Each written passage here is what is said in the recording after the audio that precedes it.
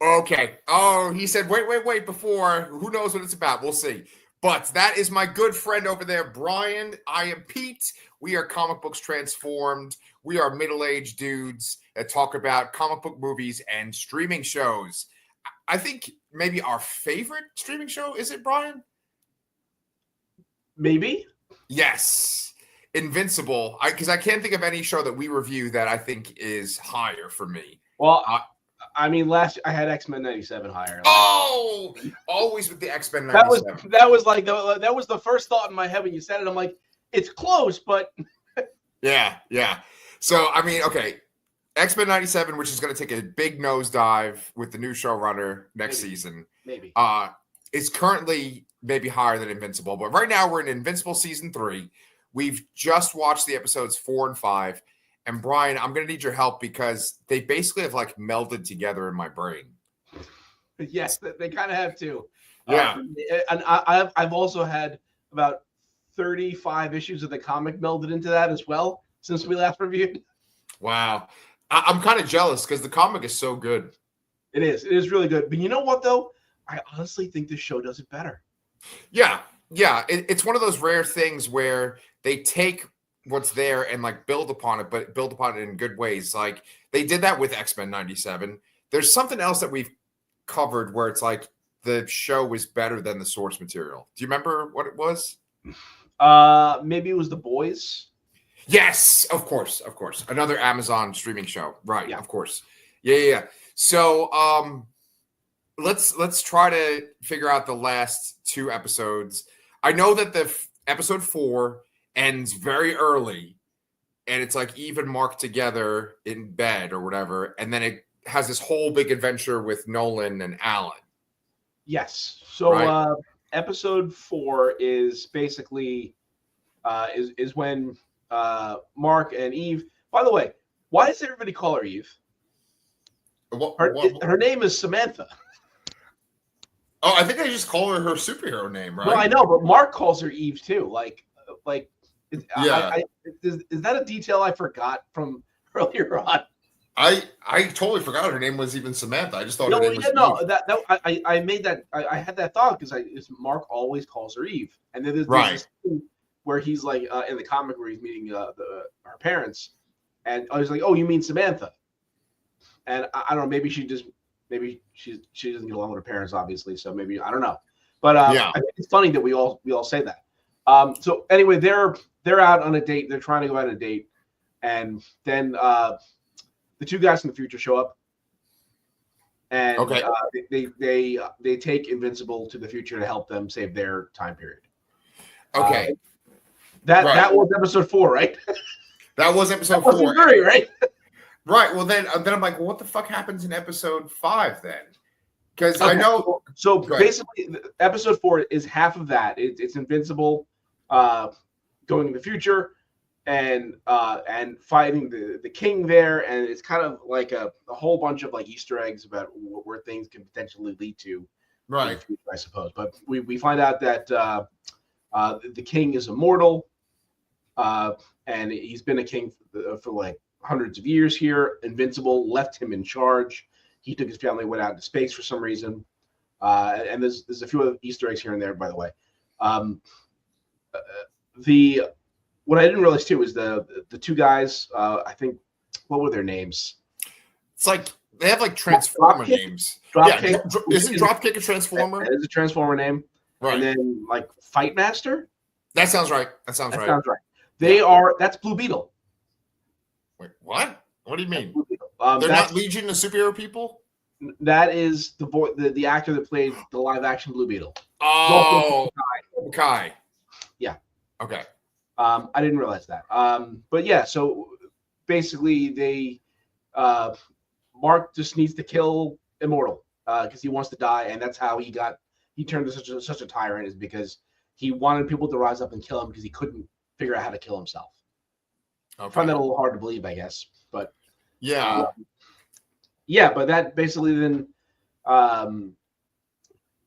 Mark kind of comes back to his date, which is like in Paris, and he's all depressed, and it's just basically a series of they're trying to be in a relationship, but things keep getting in the way. They did then they go up and they get their moment of privacy, and then that's when we hop over to Alan and Nolan. Their moment of privacy.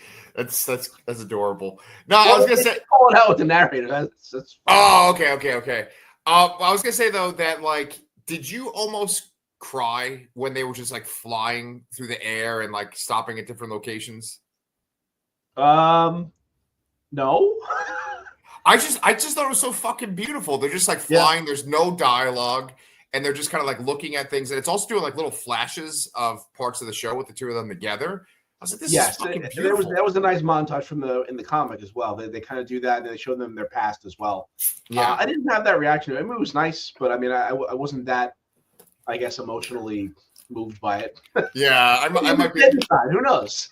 Yeah, well, no, I'm just in a fragile state, so I think probably commercials for butter will make me cry these days. But like, with that whole sequence with the people going into the future, what are all these Easter eggs that you're talking about? It's just little. I guess they're just talking about things that could happen later on.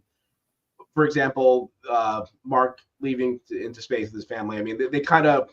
I don't want to spoil things.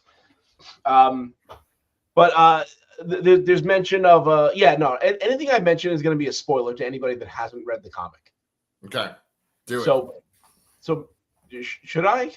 Yeah, guys, if you haven't read the comic and this could spoil the show for you, maybe I guess just tune out and just come back in like 7 years when the show's over, But I'm sure these people, if they're watching our show, they probably love the comic and the show. So yeah, go ahead, man.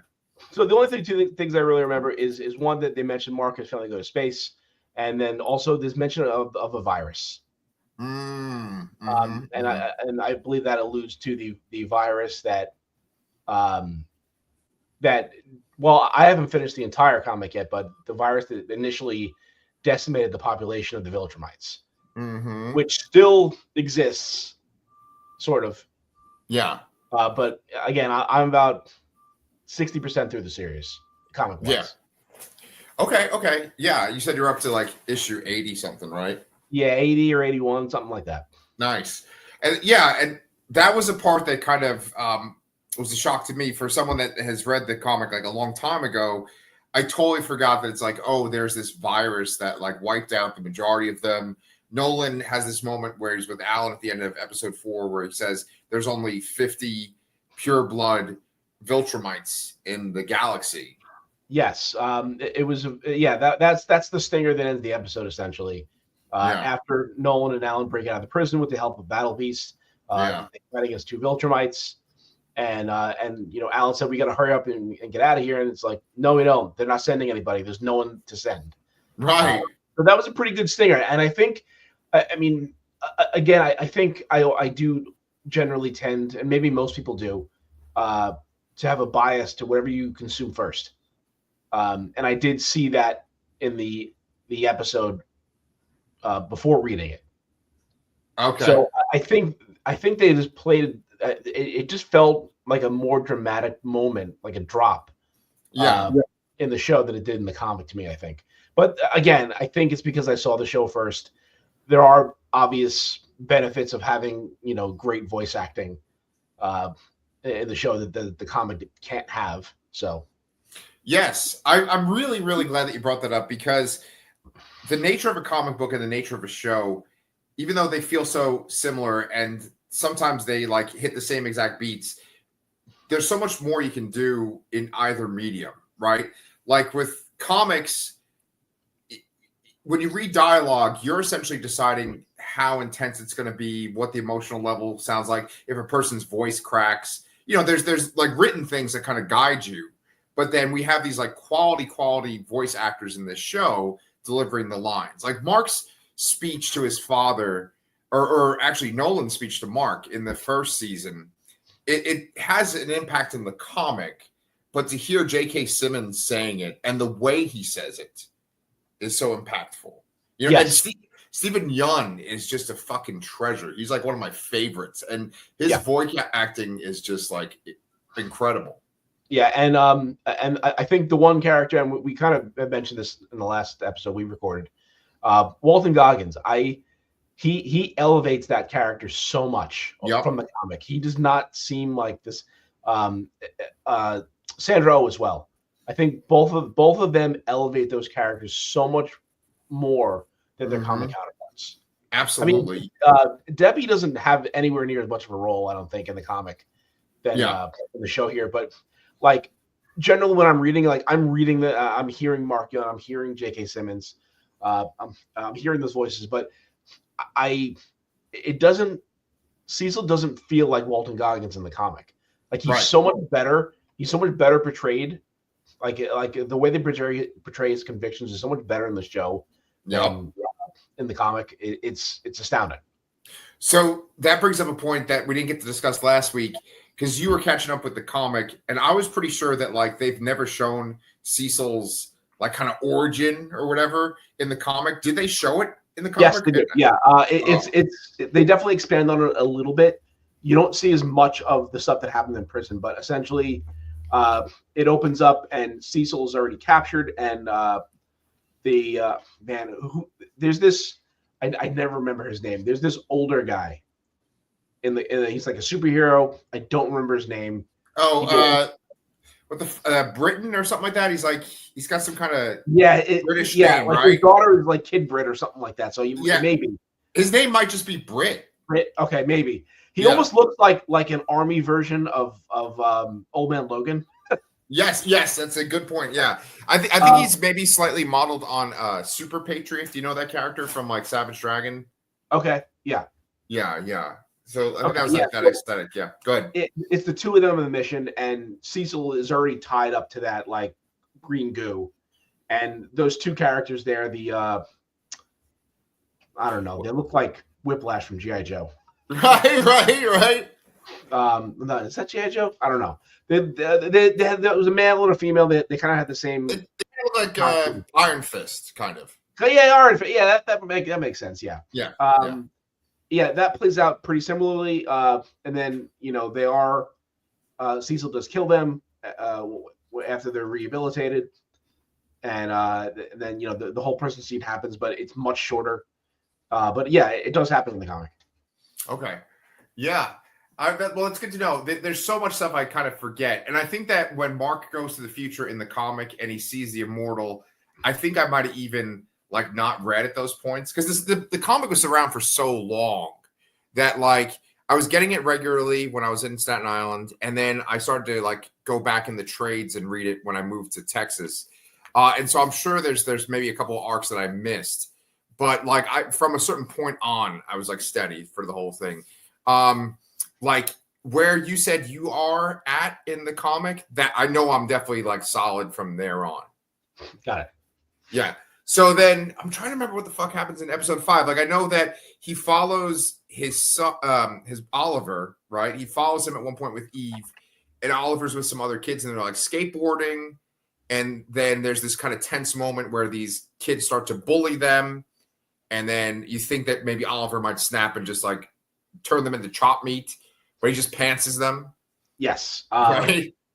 Definitely rightfully worried about what Oliver is sneaking out to do after murdering the Mauler twins and not really showing remorse for doing it. Right. So, yeah, the whole premise of this episode is that Mark and Eve want to get their own apartment. They come up with this idea to make money by offering protection to prisons and other factories, whatever, power plants. Right. And then that whole thing with Oliver happens there. That's more of a subplot, I'd say. And then the main plot is really with Titan, and the Order. Well, is it the Order? Because it's kind of like they have Machine Head. Is the Order those people that are at the table at the end? The Order is like the global crime organization. So yeah, so Machine Head I think Machine Head died in the comic, I think. Yeah. Because he does not show up here, and really everything they do in this episode was maybe over with in 5 or 6 pages. Oh, okay, yeah, that sounds about right. Titan shows up they tell Titan to break out Multipol. He goes to do it, and then the old guy, the dragon guy, is also there at the same time, and they just fight the dragon guy, and it's over. and that's kind of it. The teleporter guy goes and tries to find out where the old guy's body is, and then that's kind of it. It plays out a bit differently in the show than the comic. Is that robot faced guy in it? Yeah. The old man with no. Machine Head. Yeah. No. Machine Head's the old man with the half face. No. Machine Head was the guy that Titan took out that controlled the city's crime organization. Right. But then there's like this guy with like a robot face and his voice is auto-tuned. Right? Yeah, I don't know what his name is. He might just be is it Master Lou?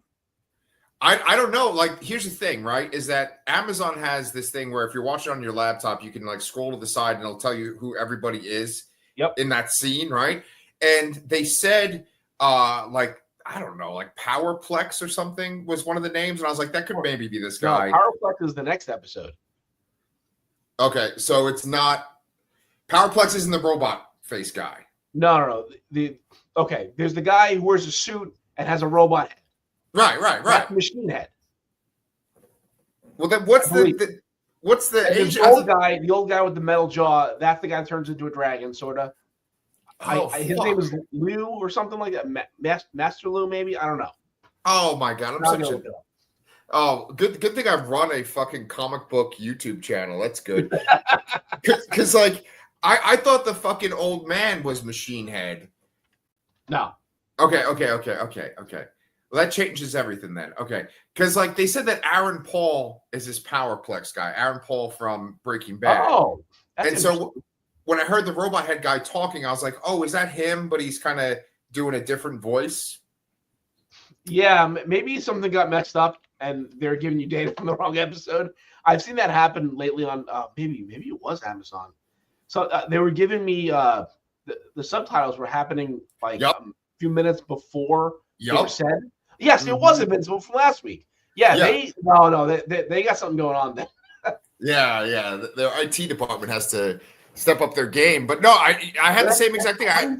They were giving you stuff from the next episode, which isn't out yet. Okay, well, I don't know who the fuck Powerplex is then. Who is that? Powerplex is this he's a scientist whose sister passed away in the original battle between Invincible and Omni-Man, and he's out for revenge against Mark. Okay. I think I remember that. I barely He's really only in 2 issues, maybe. Okay, so then that's Aaron Paul. Okay. I'm going to be listening for his voice next episode. But I actually really love this, like, crime stuff. It just reminds me of sort of street-level Marvel stuff, which street-level Marvel stuff is, like, some of my favorite Marvel stuff, you know? Yep. I'd say for Marvel, for me, this is the way Marvel works for me. And, you know, this is just me talking to you because, like, who else gives a shit about what I'm going to say? But, like, for me, for Marvel, I love mutants first. Then I love the street-level stuff with, like, Spider-Man and Moon Knight and Daredevil. Then I love the espionage kind of SHIELD, Captain America, Winter Soldier kind of shit. Like, that's my Marvel right there. My favorite. 3 fingers. Yeah. Sorry. I just saw myself doing that. Like, here, Marvel, I love you. I definitely agree with the first 2. I might throw Marvel Cosmic third, maybe. Yeah. But yeah, I would say the espionage stuff would be a 4th, probably. Yes. Yeah. So that's taking us away from Invincible, but I love the fucking street level shit in this show because the stuff in the comic, it's not as interesting, the street level stuff, because you're always kind of like, get back to the Viltrumite stuff, get back to the stuff. Yeah, and they glaze over that stuff in the comics. Like it really happened super fast. I think they expanded on it a lot in the episodes. I guess it was in season 2 when we first they're introduced to this crime syndicate. Yeah. And then what happens in the comic? It's just completely glazed over. Yeah. And I just fucking love it. Like I love all the stuff with like Duplicate and Multipol, where it's like they were kids. Wouldn't they make their dad like fucking go crazy or something? I would have my kids split. If I had 2 kids and they could duplicate themselves, I mean, yes, Jesus, yeah. If I had like a bunch of clementines running around at the same time. That would be too much for me, man. I'd have drool coming out of my mouth too. But like, I just like all the stuff where they say that like Multi-Paul is an assassin for the dragon guy, and then they show Multi-Paul in the prison, and he fucking does that horrible scene. It was like something out of The Boys. It was horrible. Yeah, that was horrifying. Yeah, so Multi-Paul starts duplicating himself, cloning himself, and then he puts one of himself, his main self, in a little space in the ceiling, and he just keeps duplicating until it's no more space to fill, and the door busts open. You see blood pouring out of the door. You see body parts rolling out afterwards. Yeah, and the noises that they make and stuff while it's happening, horrible. Yeah. It sounds so bad, so gross. And I just love that stuff. And then they have this whole great sequence where this dragon is just fucking Invincible up. Like, he's really hurt. I was kind of thinking, like, is it like Superman where like magic could hurt him more? Yeah, and this is a problem I have in the comics too, is that like the power levels are all over the place. I mean, granted, yes, this is some dragon thing from some other dimension, but he takes a bite out of Mark. I mean, there are two big holes in his chest, and he seems to be fine later. Yeah. So I mean, there's this great moment where like he's able to knock the dragon out, kind of viciously, and then he's like, "We should ask for more money from the prisons." I thought that was a really good, joke beat. Yeah. But then, like, there's this great sequence where he's fighting the dragon, and then we're also having this like side thing where Titan and his teleporter guy are like double crossing people, and then there's this great moment where the teleporter guy, I think he brings machine. What's up? Isotope. Isotope is that guy's name. He brings the machine head guy to the Asian guy who's like in the trance. Yeah, I looked at the names. It is Machine Head. It is Master Lu. So yes, Isotope brings Machine Head to Master Lu. They get rid of that big Guardian dude by dropping him out of the sky, and then he shoots Lu in the head, which inadvertently saves Invincible. Right. And then the big, mid-credit scene for this episode was that we see the guy after Isotope picks him up in the air and like drops him from way up high onto a building. He just has like a broken arm. Yeah. And then he has like the spirit of the dragon in him. Yes, and he releases it out, and it goes back into Master Lu, and I think he wakes up. I don't remember if they showed anything. They show his eye opening up. Eye open. I mean, I don't know how he's that together. I mean, he did take a. Well, then again, we also saw Rex get shot in the head, and he was basically fine. Right. Exactly. Yeah. So I mean, like, I just really liked both those episodes. This season is pretty strong. If you were gonna rank the 3 seasons so far, what would you put them in? What order? It's too hard to say. We still have 3 left in this season, so I'm not really sure yet. I have to see where the season ends. Honestly, I have to see what they end on. I have an idea, but I'm not 100% sure yet, because they do like to kind of like remix the events of the comic and the show and play them in different order. The other little subplot that I really liked, it was not in the comic, mainly because one of the characters is dead and was a dude. But there's like a whole little like kind of cute scene with Rexplode and Shrinking Ray. So yeah, they kind of go like grocery shopping, and they have like a little date in their little base there.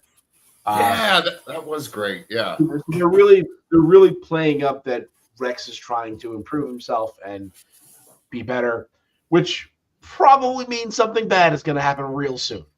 Maybe we might know, but yeah, this is an interesting addition because one, as we said before, Shrinking Ray was a dude in the comics, and also died in that scene against the the Serpent Society. Yeah, like he didn't come back. Are they literally called the Serpent Society? Isn't that what they're called in Marvel? Maybe that's what I'm thinking of. Maybe it is. No, they're the Lizard League. Sorry. Lizard League, yeah, which is like the Serpent Society, same shit. Yeah. No, I actually really love that. I love that he like knocks on the door, and then there's a picture of the two of them, and she looks angry in the picture that he drew. I actually really love that. He's trying to like cook for her. You can see the kitchen's all messed up. I mean, what's his name? Jason Mantzoukas? Jason Mantzoukas, yeah. Yeah, I mean, he's just fucking killing it too on this show. Yep. So good. I mean, the voice acting is just so fucking good. Even like Seth Rogen. Like Seth Rogen is like us. I mean, he's even like around the same age. I think he might be like a year or two different from us. But like he obviously loves the same shit that we do. I think he's like a producer on The Boys. He did Preacher. He's doing this. Yeah. He's just like us, man. And really is a fan. Yeah. And so, like, he's got a very distinct voice, obviously a distinct laugh. So when you hear him in things, you're kind of like, oh, I got Seth Rogen. It's kind of cliche. But he's great as fucking Alan in this, too. Yeah. And it's really all because he doesn't really laugh. Like, he doesn't do that signature laugh, really. But it totally works. And like I said before, I read. These are the voices I hear when I'm reading the book now, because it is. But and it just flows out naturally. It feels right. So this is you're going to give me an obvious answer to this question, but it's like when you read X-Men, right? You hear the 90s characters, the cartoon characters. Oh, 100%. Yeah. And then when you no way, as great as there have been a few great Wolverines.